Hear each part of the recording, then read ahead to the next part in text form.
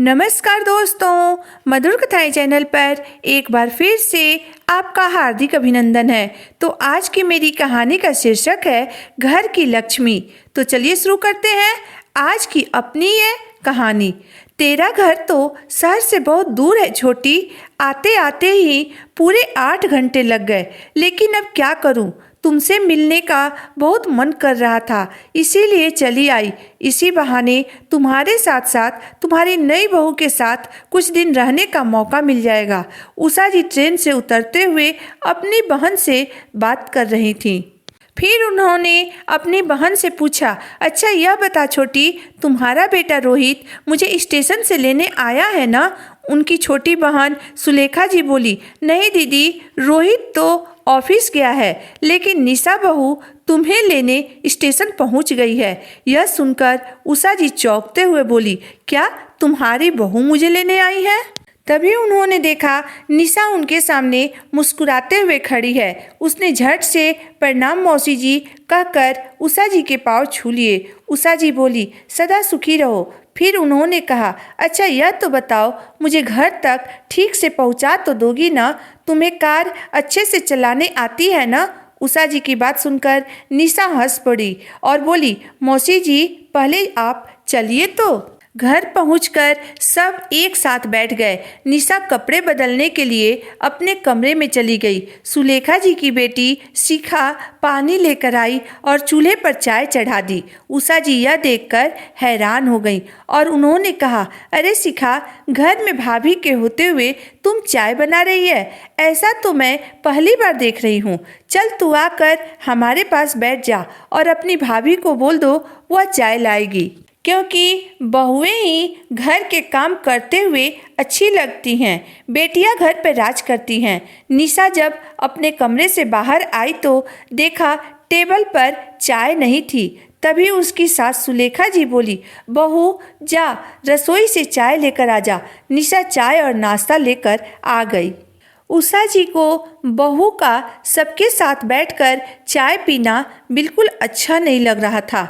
तभी दरवाजे की घंटी बजती है और काम वाली बाई आती है। वह घर में झाड़ू पोछा करके और बर्तन मांजकर चली जाती है। यह देखकर उषा जी अब चुप नहीं रह सकी और उन्होंने अपनी बहन सुलेखा जी से कहा, अरे छोटी, अब तो घर में बहू आ गई है, अब काम वाली की क्या ज़रूरत है? उसे हटा दो। वैसे भी तुम्हारी बहू कौन सी नौकरी करती है? घर में 4-5 लोगों के बर्तन तो बहू ही धो लेगी। सुलेखा जी अपनी दीदी के स्वभाव को बहुत अच्छे से जानती थी। वह उनकी पुराने ज़माने की सोच को भली भांति जानती थी, इसलिए उन्होंने कुछ नहीं कहा। शाम को खाने की तैयारी में सुलेखा जी, उनकी बेटी शिखा तथा बहू निशा तीनों लग गई। उषा जी फिर बोली, अरे छोटी, अब तो घर में बहू आ गई है, तुम माँ बेटी रसोई में क्यों लगी हुई हो? छोटी, तुम तो अपनी बहू को सर पर चढ़ा रखी हो। बहुएं ही रसोई में काम करते हुए अच्छी लगती हैं।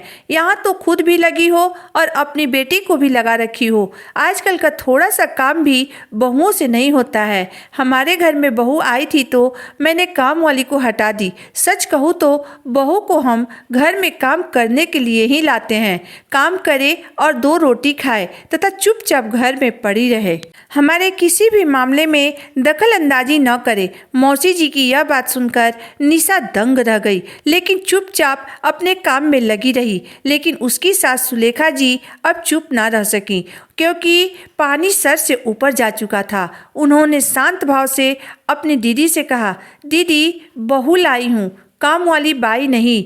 दीदी, बेटे का चेहरा तो पैदा होते ही देख लेते हैं, परंतु बहू का चेहरा सालों इंतजार करने के बाद देखने को मिलता है। बहू तो हमारे आंगन की लक्ष्मी और चौके की अन्नपूर्णा होती है।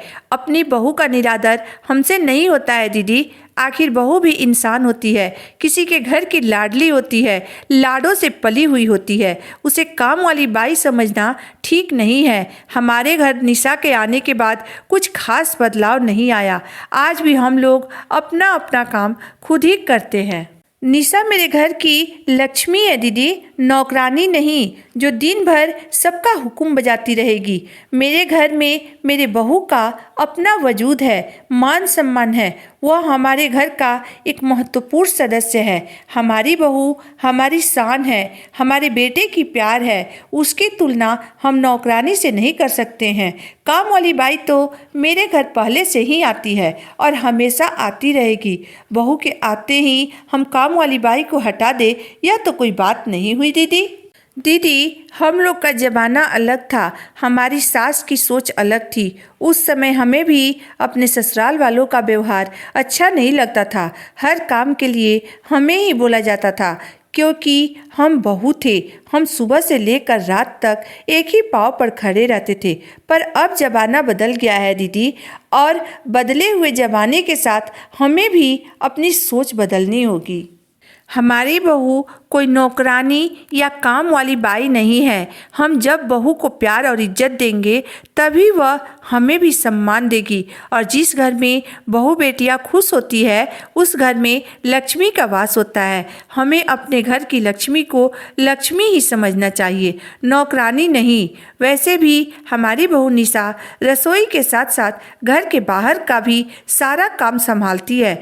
बड़ी गुणी है मेरी बहू, हर काम बहुत अच्छे से करती है और साथ ही साथ सबका ध्यान भी रखती है। अपनी सास के मुंह से अपनी तारीफ सुनकर निशा के मन में उनके लिए और इज्जत बढ़ गई।